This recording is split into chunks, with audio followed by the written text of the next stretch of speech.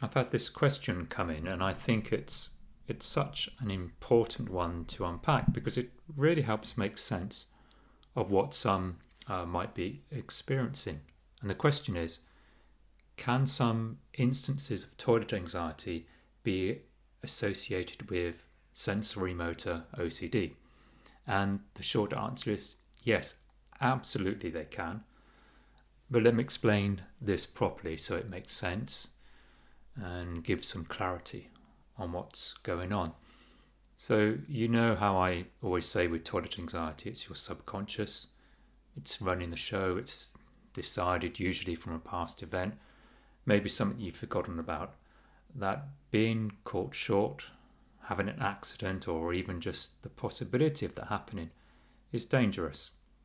And not dangerous in terms of life or death, but dangerous because of the embarrassment, the shame, the judgment, and all those things our subconscious tries to protect us from. Now, sensorimotor OCD, it's basically where your mind gets stuck focusing on a natural autonomic bodily function. Things like your breathing, your heartbeat, swallowing, stuff your body normally handles in the background without you even thinking about it. And in classic OCD, the focus is often external, things like contamination, safety, symmetry. In sensorimotor OCD, the obsession is internal. It's like the body itself becomes a battleground. And with toilet anxiety, where intrusive body awareness and check-in behaviours are present, the line blurs because it can behave like a sensorimotor OCD presentation, even if it's not formally diagnosed as such. Because when sensorimotor OCD kicks in, you can't stop noticing it, you become hyper-aware, it's like your mind gets locked onto these sensations and it feels overwhelming, distracting, uncomfortable. And that's where it connects with toilet anxiety.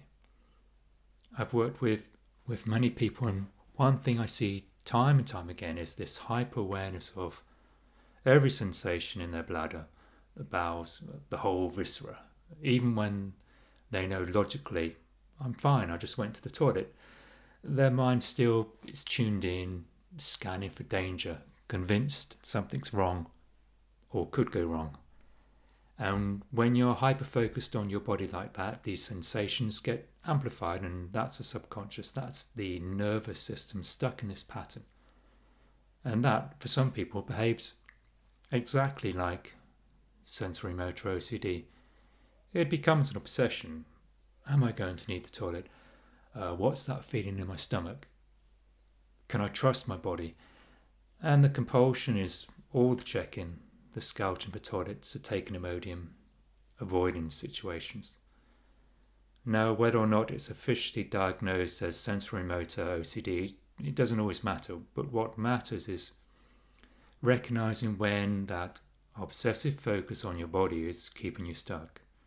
And the way through it, the way I help people overcome this, isn't more coping strategies.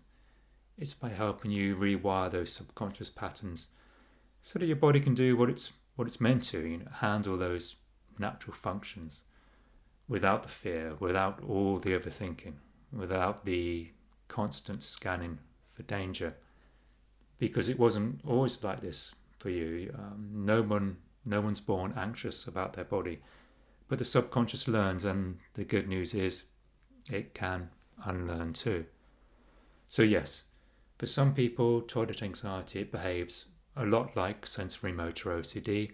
It's that same obsessive loop, just locked onto bladder or bowel sensations. But it's not permanent, and there is a way forward. Alright, I hope that clears things up, and drop me a comment if this resonates or if you've got more questions. Take care, and I'll see you on the next video. Bye for now.